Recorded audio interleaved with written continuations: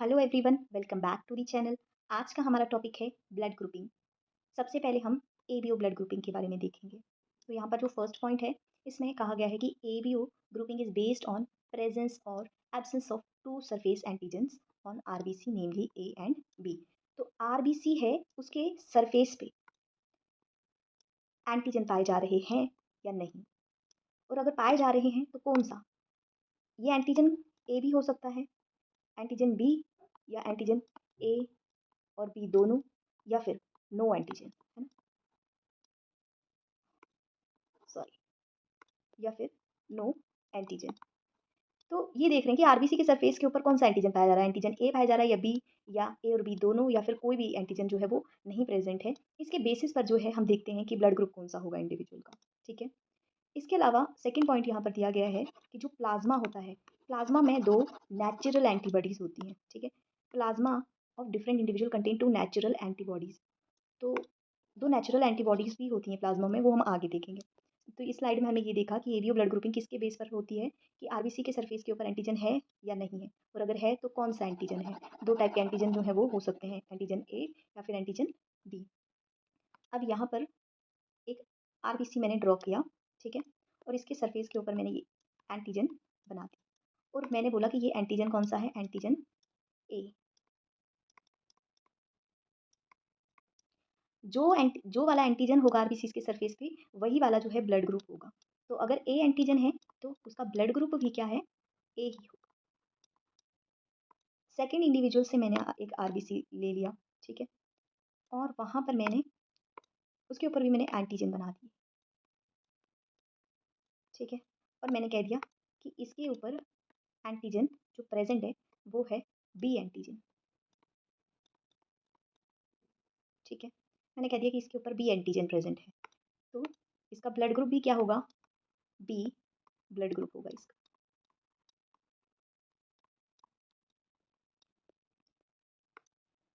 Third, यहाँ पर मैंने एक और आरबीसी ड्रॉ किया है, और मैंने इसके ऊपर यहाँ पर एंटीजन बना दी।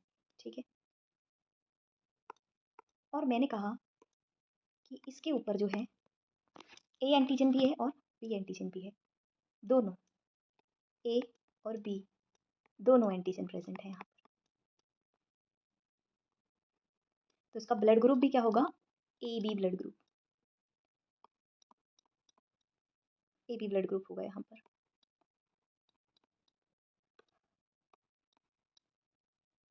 एक और आरबीसी हमने ड्रॉ किया, और मैंने बोला कि इसके सरफेस पे नो एंटीजन, कोई भी एंटीजन इसके सरफेस के ऊपर नहीं है, तो ये ब्लड ग्रुप होगा ओ। ठीक है। तो यहाँ पर हमने क्या चीज़ देखी कि आरबीसी के सरफेस के ऊपर अगर कोई भी एंटीजन नहीं है तो फिर वो ओ ब्लड ग्रुप होगा उसका।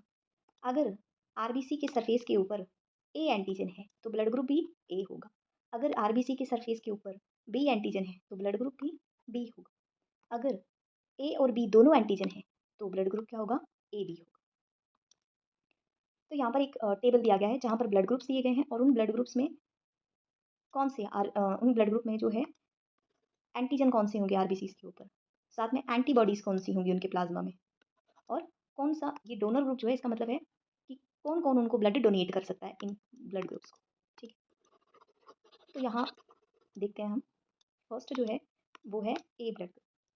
तो जो ब्लड ग्रुप ए होता है ना, मैंने आपको बताया था कि इसमें एंटीजन भी ए होता है, लेकिन इसमें एंटीबॉडी बी होती है। कौन सी एंटीबॉडी है प्लाज्मा में, एंटीबॉडी बी।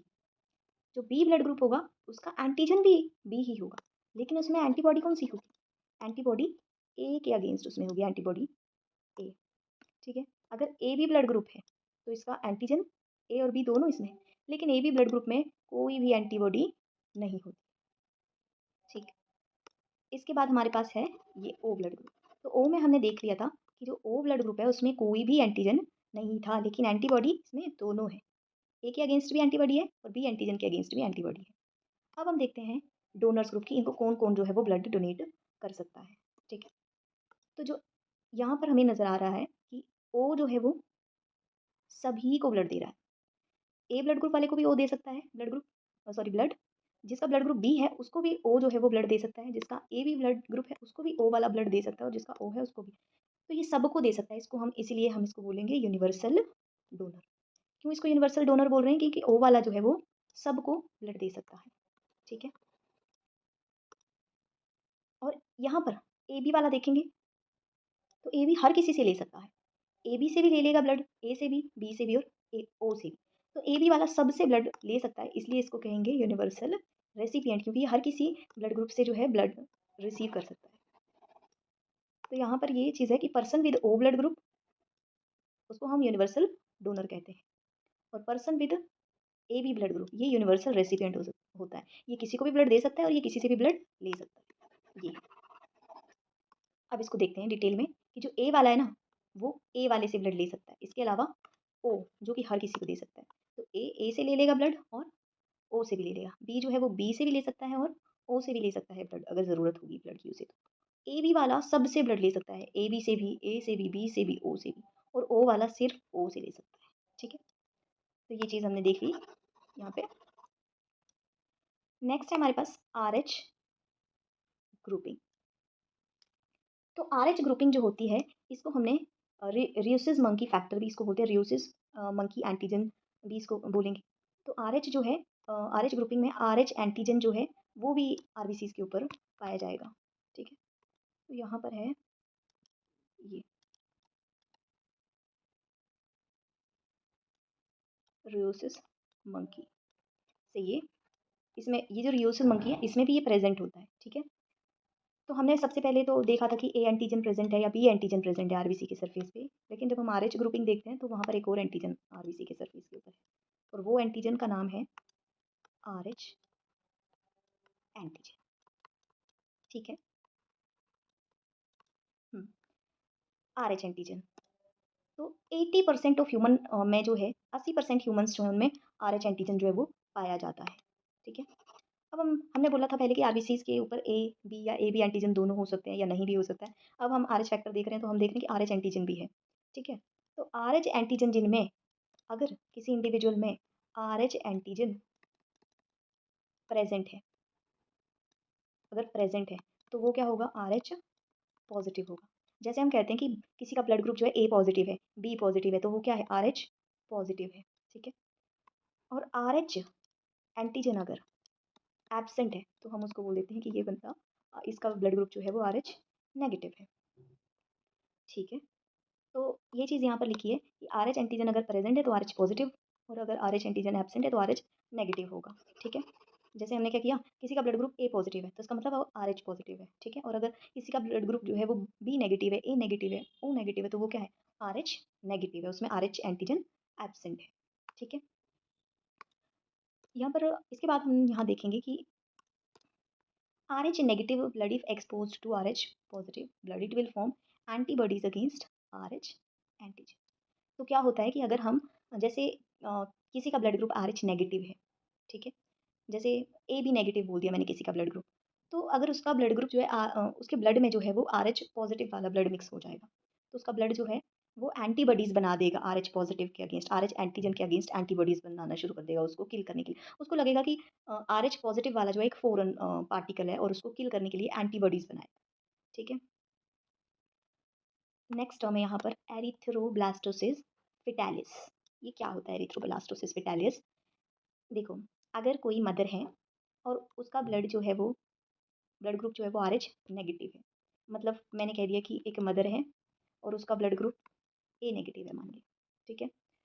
तो जब वो प्रेग्नेंट है मदर, और उसके फीटस का, उसका जो बेबी है होने वाला, उसका ब्लड ग्रुप जो है मैंने बोल दिया कि ये ब्लड ग्रुप इसका ए पॉजिटिव आ गया। ठीक है? अगर मदर का नेगेटिव है और बच्चे का ब्लड ग्रुप पॉजिटिव है, ऐसे में क्या होता है कि डिलीवरी के टाइम जो है, चांसेस होते हैं कि मदर के ब्लड में बेबी का ब्लड मिक्स हो जाए, और जब मदर के ब्लड में बेबी का ब्लड मिक्स हो जाएगा तो मदर के ब्लड में एंटीबॉडीज बन जाएंगी उस ब्लड के लिए। ठीक है? तो यहाँ पर यही है कि during delivery of first child there is possibility of exposure of maternal blood to foetus blood. ठीक है? तो मदर के ब्लड में फीटस का ब्लड जो है वो कई बार मिक्सअप हो जाता है। ऐसे में क्या होता है कि मदर का ब्लड जो है वो एंटीबॉडी एंटीबॉडी मान लिया कि हम बोलते हैं कि एक तरीके से मदर का ब्लड ने कोई दवाई बना दी, जिससे वो, ये जो बच्चे के ब्लड में आरएच फैक्टर है इसको किल करने के लिए वो दवाई बना दी मान लिया हमने। ठीक है? तो ये जो एंटीबॉडीज़ हैं ये अगेंस्ट आरएच एंटीजन होंगी। यही पॉइंट है कि in such cases mother start preparing antibodies against Rh antigen in her blood. अब मदर के ब्लड में एंटीबॉडीज हैं उसके अगेंस्ट, अगर मिक्सअप हो गया है। अब जब मदर सेकेंड टाइम कंसीव करेगी, दूसरी बार जब वो प्रेग्नेंट होती है, तो उसकी जो आरएच एंटीबॉडीज हैं वो लीक हो जाती हैं into blood of Rh positive foetus. ठीक है। तो अब जब दूसरी बार मदर प्रेग्नेंट होगी ना, तो उसके जो एंटीबॉडीज होती हैं उसके ब्लड में, वो बच्चे के ब्लड में चली जाती हैं। और अगर बच्चा आरएच पॉजिटिव हुआ तो क्या होगा? वो आरबीसीज़ को किल करने लग जाएँगी अब। जो बच्चे के रेड ब्लड सेल्स हैं ना, रेड ब्लड सेल्स हैं, उनको किल करने लग जाती हैं वो एंटीबॉडीज़। और फिर इससे जो है क्या होगा? बच्चे को एनीमिया हो सकता है और जॉन्डिस हो सकता है। बच्चे को एनीमिया भी हो सकता है, जॉन्डिस भी हो सकता है, बच्चे के लिए फैटल हो सकता है। इसी को कहते हैं एरिथ्रोब्लास्टोसिस फेटालिस। ठीक है? तो ये चीज़ें हो सकती हैं, लेकिन इस चीज़ को कैसे प्रिवेंट किया जाता है? इस चीज़ को प्रिवेंट किया जाता है, हमने बोला कि आरएच के अगेंस्ट एंटीबॉडीज़ बना दी है ना, तो एंटी आरएच एंटीबॉडीज़ मदर को दी जाती हैं आफ्टर डिलीवरी।